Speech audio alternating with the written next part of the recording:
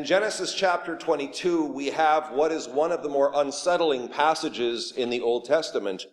So it came to pass that God tested Abraham and said to him, Abraham, take now your only son Isaac whom you love, and go to the land of Moriah, and offer him there as a burnt offering on one of the mountains of which I shall tell you. So Abraham takes up fire, and he takes up wood, and he goes with Isaac on this journey. And as they're traveling, Isaac spoke to Abraham his father and said, my father, look, the fire and the wood, but where is the lamb for the burnt offering? And Abraham said, my son, God will provide for himself the lamb for a burnt offering.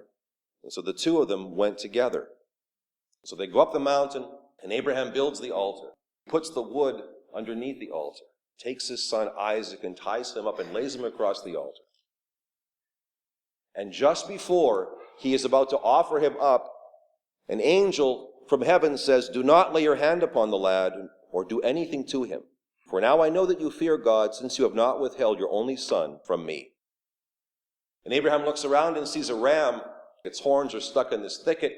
And he takes the ram and he offers the ram instead of his son Isaac. So this is again one of these important examples of typology in the Old Testament. And again, typology is persons and events of the Old Testament pointing to persons and events of the New Testament. And so the first typology here, of course, is a father is willing to sacrifice his son. Well, the typology there is obvious, right? John 3:16, God so loved the world that he gave his only begotten son. So this points to God the Father offering God the Son for our salvation. Now, the stories in the book of Genesis and elsewhere in the Old Testament are stories that were handed on initially by word of mouth. It was an oral tradition. And in Judaism and also in early Christian writings, we find that there are actually other things referenced in these stories because there is this oral tradition about these stories as well as what was written down. And so it is in the story of Abraham and Isaac that Isaac knew what was going to happen when he went with Abraham to the mountain. And then when he asks the question, where's the lamb? It's rhetorical. St. Clement of Rome, in the first century, he wrote, Isaac with confidence as knowing the future was led as a willing sacrifice. And that's important as well because, again, that's typology, that the Son is a willing sacrifice. Christ willingly ascends on the cross and offers himself for the life and for the salvation of the world. The obedience of Isaac makes sense because it reminds us that Abraham's entire lineage are people that are obedient to the will of God. Abraham's children are all those people of all nations who are obedient to God's will. Okay, I love God. What does that obedience look like? What do I have to do to follow God's will? Well, God in his mercy and love and wisdom does not just leave us to figure all that out for ourselves. God gives us a framework for how to follow his will through the common life of his people, and that's the church.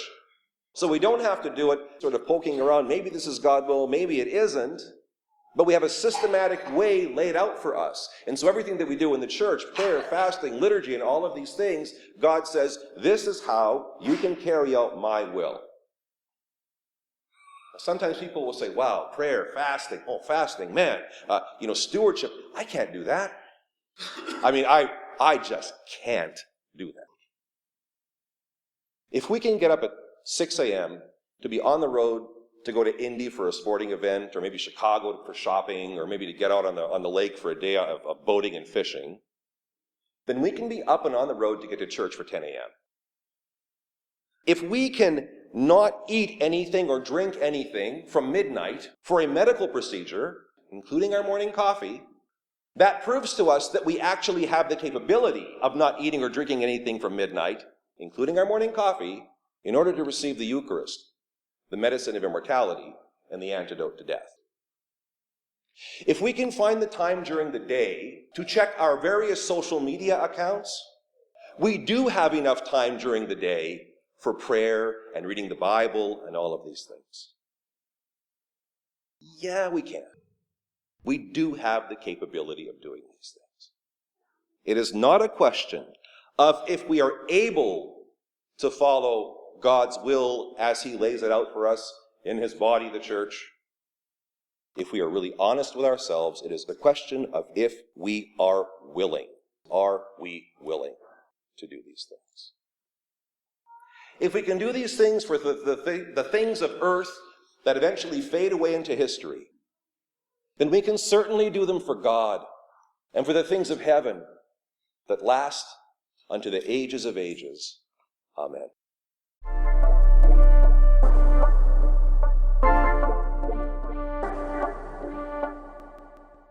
Thanks for listening to this episode of my podcast. If you'd like to learn more about Eastern Orthodox Christianity, but aren't near an Orthodox church, you might be interested in the Fellowship of St. Theophan the Recluse, an online community that I've started for seekers and inquirers all in that same situation.